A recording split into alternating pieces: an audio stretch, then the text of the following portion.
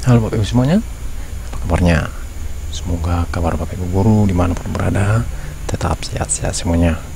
Terkhusus buat Bapak Ibu guru yang mau mengikuti seleksi P3K di tahun ini.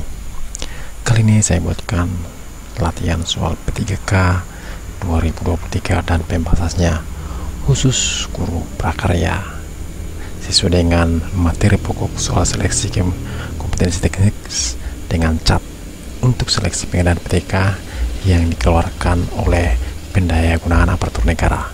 Kisi-kisinya kita langsung aja soal yang pertama.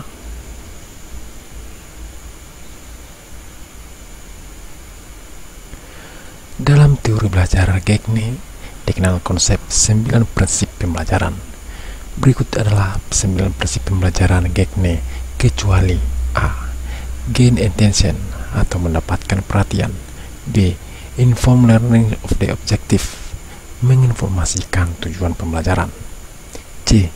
Stimulating result of prior knowledge, memancing ingatan tentang materi sebelumnya. D. Provide guidance, memberikan bimbingan. E. Constructive learning, pembelajaran konstruktif.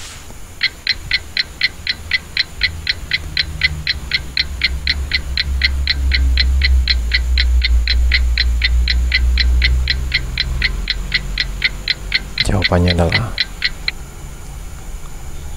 E. Constructive learning atau pembelajaran konstruktif. Kita lihat pembahasannya. Pengertian teori belajar konstruktivisme adalah teori belajar yang mengedepankan kegiatan menciptakan serta membangun dari sesuatu yang telah dipelajari. Kegiatan membangun atau konstruktif dapat memacu siswa untuk selalu aktif sehingga kecerdasannya akan turut meningkat. Teori belajar konstruktivisme pasti sudah bukan hal yang asing lagi di telinga guru pintar. Piaget adalah psikolog pertama yang dikenal menggunakan filsafat konstruktivisme dalam proses belajar.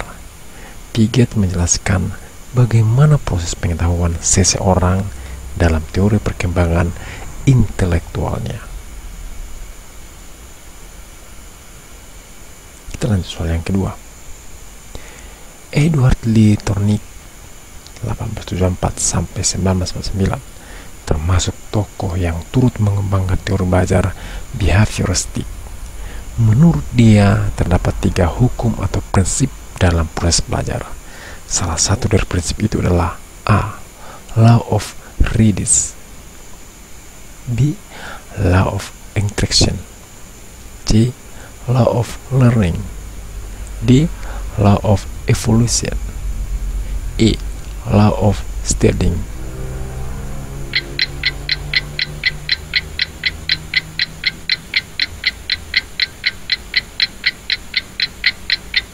Jawabannya adalah A. Law of readiness. Kita lihat pembahasannya. Hukum kesiapan atau the law of readiness. Yang pertama, agar proses belajar mencapai hasil yang sebaik-baiknya, maka diperlukan adanya kesiapan dari organisme untuk melakukan belajar. Apabila individu sudah siap untuk melakukan suatu tingkah laku, maka pelaksanaan tingkah laku tersebut memberi atau mendatangkan kepuasan.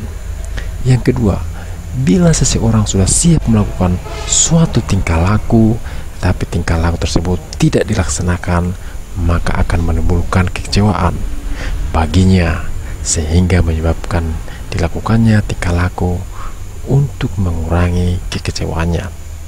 Yang ketiga, apabila seseorang belum siap melakukan suatu tingkah laku, tapi ia terpaksa melakukannya, maka akan menimbulkan ketidakpuasan. Yang keempat, apabila seseorang belum siap melakukan suatu tingkah laku dan menunda untuk melakukan tingkah laku tersebut, maka akan menimbulkan kepuasan. Kita lanjut soal yang berikutnya. Teori konstruktivisme memungkinkan peserta didik bisa bebas mencari ilmu pengetahuan di bawah bimbingan dari guru. Berikut ini 5 asumsi dasar teori belajar konstruktivisme kecuali A. Pengetahuan dibangun lewat pengalaman. B. Belajar adalah proses interpretasi individual mengenai kehidupan nyata. C. Belajar merupakan proses aktif yang pemaknaannya dapat ditelah melalui pengalaman. D. Pertumbuhan konseptual tercipta lewat negosiasi, maka dalam pembelajaran kolaboratif. E.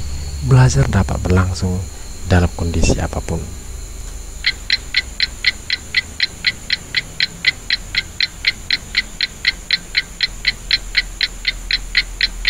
Jawabannya adalah E. Belajar dapat berlangsung dalam kondisi apapun. Kita lihat pembahasannya. Di dalam teori konstruktivisme, pembelajaran bukanlah sebuah proses mentransfer ilmu, tapi perlu dibangun atau konstruksi sendiri oleh peserta didiknya. Dengan begitu, pusat pembelajaran harus bisa dilakukan secara mandiri oleh peserta didik. Guru ataupun pendidik yang ada di dalam teori konstruktivisme hanya berperan sebagai fasilitator.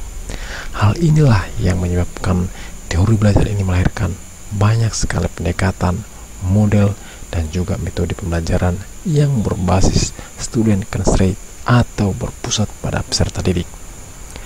Teori konstruktivisme sendiri adalah salah satu aliran filsafat pengetahuan yang menekankan bahwa pengetahuan adalah hasil dari konstruksi atau bentukan. Dalam sudut pandang konstruktivisme, pengetahuan adalah akibat dari suatu konstruksi kognitif dari sebuah kenyataan yang terjadi melalui aktivitas atau kegiatan seseorang, di mana konstruktivisme ini ingin memberikan kebebasan kepada para peserta didik untuk belajar menemukan sendiri tentang kompetensi dan juga pengetahuannya untuk mengembangkan kemampuan yang telah ada di dalam dirinya. Di dalam proses belajar mengajar, guru atau pendidik tak hanya memindahkan pengetahuan kepada para peserta didik dalam bentuk yang sempurna. Kita lanjut soal yang berikutnya. Menurut Howard Gardner, anak dengan kemampuan menggunakan kata secara efektif, baik lisan atau pendongeng atau orator maupun tertulis, mempunyai kecerdasan: A. Kecerdasan linguistik. B. Kecerdasan logik matematikal. C. Kecerdasan spasial. D. Kecerdasan gerak tubuh. E. Kecerdasan emosional.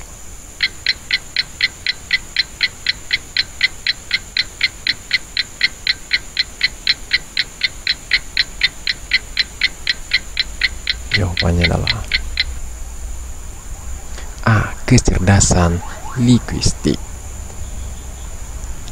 Kecerdasan berbahasa atau linguistic intelligence adalah salah satu dari 9 kecerdasan majemuk, di mana seseorang dinilai memiliki kecerdasan berbahasa apabila memiliki kemampuan untuk menggunakan bahasa secara efektif. Seseorang yang memiliki kecerdasan ini biasanya memiliki hobi membaca, menulis, berbicara, dan mendengarkan cerita. Ciri-cirinya: ciri-ciri seseorang yang memiliki kecerdasan berbahasa antara lain mampu menggunakan beragam jenis kata dan menyusunnya menjadi kalimat yang mudah dipahami, menyukai beragam aktivitas yang bersinggungan dengan bahasa seperti membaca, menulis, mendengar, dan berbicara, dan memiliki kemampuan untuk menganalisis informasi yang disampaikan secara tertulis dan lisan. Kita lanjut soal yang berikutnya. Menurut teori Jean Piaget, pada saat kemampuan bahasa anak mulai berkembang, pemikiran masih statis, belum bisa berpikir abstrak, dan kemampuan persepsi waktu dan ruang masih terbatas. Anak berada dalam tahap perkembangan: A. Tahap sensori motorik. B. Tahap praoperasional. C. Tahap operasional konkret. D. Tahap operasional formal. E. Tahap operasional final.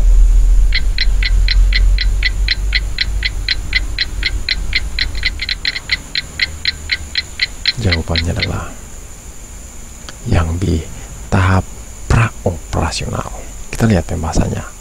tahap pra-operasional usia antara 2-7 tahun.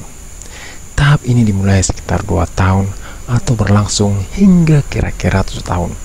Selama periode ini, anak berpikir pada tingkat simbolik, tapi belum menggunakan operasi kognitif. Artinya, anak tidak bisa menggunakan logika atau mengubah, menggabungkan, atau memisahkan ide atau pikiran. Perkembangan anak terdiri dari membangun pengalaman tentang dunia melalui adaptasi dan bekerja menuju tahap konkret ketika ia bisa menggunakan pemikiran logis. Selama akhir tahap ini, anak secara mental bisa mempresentasikan peristiwa atau objek, fungsi semiotik atau tanda, dan terlihat dalam permainan simbolik.